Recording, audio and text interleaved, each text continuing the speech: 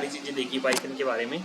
और अब हमारा जो अगला टॉपिक होने वाला है वो ये होने वाला है कि पाइथन के अंदर पाइथन का सिंटेक्स क्या होता है, पाइथन में इंडेंटेशन क्या होते हैं, वेरिएबल्स क्या होता है, कमेंट्स क्या होता है। तो इन सब चीज़ों के बारे में हम जानेंगे। सबसे पहले सिंटेक्स की बात अगर मैं करूँ तो यार कोड लिखना ही वही सिंटेक्स होता है। जैसे आप क्या करते हो, आपने लिखा प्रिंट हेलो वर्ल्ड। आपने जो हमारा पहला प्रोग्राम होता है ना वो यही होता है कि हम लिखते हैं सबसे पहले प्रिंट, उसके अंदर हम लिखते हैं हेलो वर्ल्ड वगैरह वगैरह और हम प्रिंट करते हैं। तो ये हमारा पहला प्रोग्राम होता है। बट मैं प्रेफर नहीं करता ये सारी चीज़ें।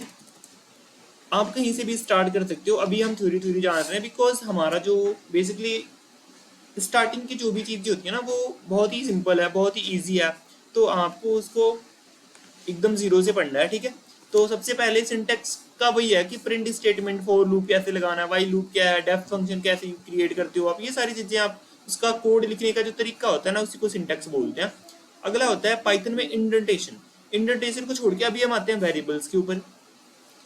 जो इंडेंटेशन होता है ना वो रेफर्स करता है to the space at the beginning of a code line. मतलब कि अपने लूप लगाया, आपका जो second block of code start होगा वो कहाँ से स्टार्ट होगा, कितनी स्पेस आपको कंज्यूम करना है, कितना स्पेस आपको लगाना है, कितने टैब का स्पेस लगाना है, यही होता है इंडेंटेशन, ठीक है।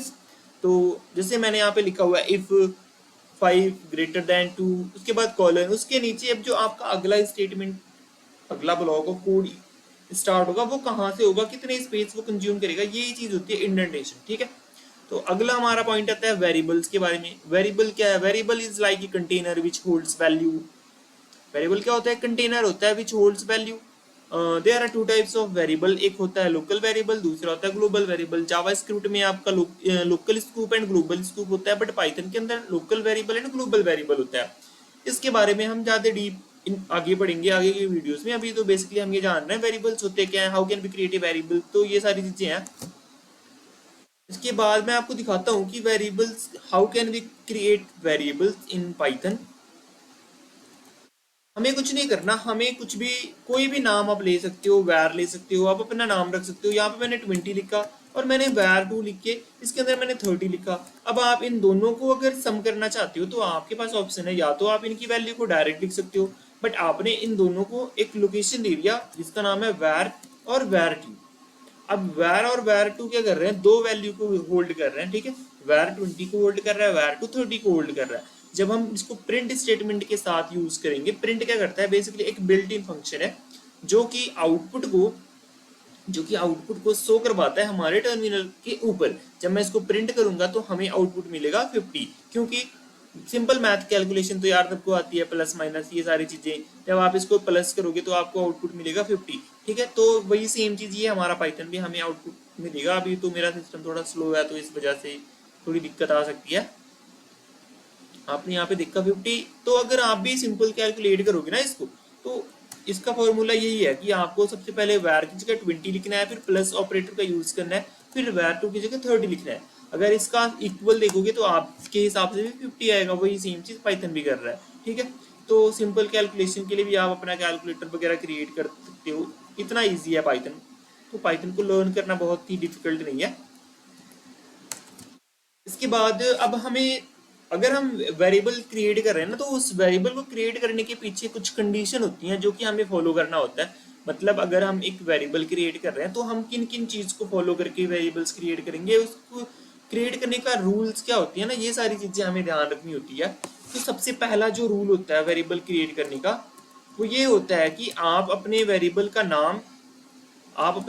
का नाम एक नंबर से नहीं स्टार्ट कर सकते। मतलब we cannot start our variable name with any number। सबसे पहला रूल क्या होता है कि अगर आप एक वेरिएबल क्रिएट कर रहे हो तो आप उसको कभी भी एक नंबर से स्टार्ट नहीं कर सकते। दूसरा, आप कोई भी स्पेशल कैरेक्टर नहीं यूज कर सकते। We can not use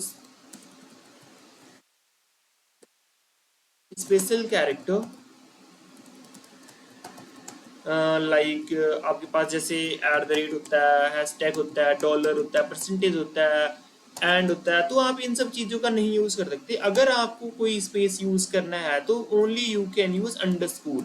if we want to use special character or space, so we can only use underscore. Okay. तीसरा इसका जो चौथा रूल ये होता है कि अगर आप तो एक वेरिएबल क्रिएट कर रहे हो तो आप कोई भी रिजर्व कीवर्ड नहीं यूज कर सकते. यानी कि आपका जो फोर्थ पॉइंट होता है वो ये होता है कि वी कैन नॉट यूज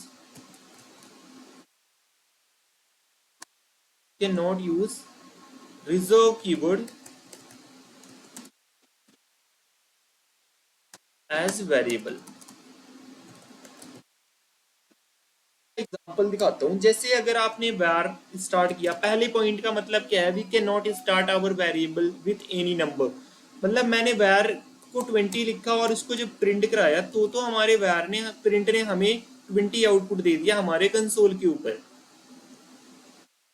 आप देख सकते हो. बट अगर हम पहले पॉइंट के हिसाब से चले कि हमने अपने वेरिएबल का नाम किसी नंबर से स्टार्ट कर दिया तो अब हमारा पाइथन हमें क्या दे देगा, एरर दे देगा. क्योंकि इसका वेरिएबल क्रिएट करने के जो रूल होते हैं वो सबसे पहला रूल यही होता है कि we can not use a number starting के. आप कोई भी नंबर नहीं यूज कर सकते वेरिएबल क्रिएट करने के लिए. Invalid decimal. ठीक है. तो सबसे पहला रूल ये होता है. और अगर हम सेकंड पॉइंट के ऊपर आगे बढ़े कि हम स्पेशल कैरेक्टर को यूज नहीं कर सकते. मतलब अगर मैं अपने वेरिएबल का नाम 20 लिख रहा हूँ और मैंने क्या किया, मुझे @ यूज करना है. तो अगर आप @ यूज करोगे तो अब आपका प्रोग्राम आपको एरर दे देगा. चाहे आप उसके बाद भी कोई वेरिएबल कोई भी चीज यूज कर लो बट फिर भी वो आपको एरर दे देगा. ठीक है. तो अगर आपको कोई स्पेशल कैरेक्टर यूज करना है तो आप ओनली अंडरस्कोर यूज कर सकते हो. तब आपको कोई भी आपका पाइथन एरर नहीं पास करेगा. ठीक है. आप यहाँ पे देख सकते हो. तो कोई स्पेशल कैरेक्टर या फिर स्पेस की जगह आपको यूज करना है सिर्फ और सिर्फ. अगर आपने यहाँ पे स्पेस लगा दिया तो भी ये आपको एरर दे देगा.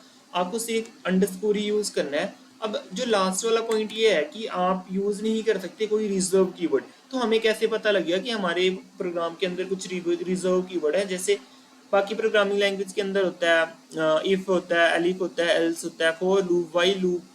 आपके बहुत सारे कीवर्ड होते हैं. जैसे आपके ब्रेक पास कंटिन्यू होता है. तो कोई फंक्शन क्रिएट करना है तो पाइथन में डेफ होता है. कोई क्लास क्रिएट करना है तो क्लास कीवर्ड होता है. तो इन सब चीज़ों का जो ये होता है ना, ये पहले से हमारे प्रोग्राम के अंदर आते हैं. हमारे पाइथन के अंदर हमारे कोई भी प्रोग्रामिंग लैंग्वेज पढ़ रहे हो उसके अंदर पहले से आते हैं. अगर आपको चेक करना है कि पाइथन के अंदर कितने रिजर्व कीवर्ड है तो आपको लिखना है फ्रॉम. आप ऐसे लिख सकते हो इम्पोर्ट कीवर्ड. आपको आपको फिर प्रिंट कराना है print keyword dot KW list. जो भी हमारे कीवर्ड है उनका आउटपुट एक लिस्ट के अंदर सो जाए. इस लाइन का मतलब यही है कि सबसे पहले हमने कीवर्ड मॉड्यूल को इंपोर्ट किया और उसको हमने प्रिंट कराया कि इस जो हमारे कीवर्ड है उनका आउटपुट एक लिस्ट के अंदर सो हो जाए. अब हमें जो आउटपुट मिलेगा एक स्क्वायर ब्रैकेट के अंदर मिलेगा, जो कि आप यहाँ पे देख सकते हो. यही टोटल 35 कीवर्ड होते हैं पूरे पाइथन के अंदर, जिनका यूज करके आप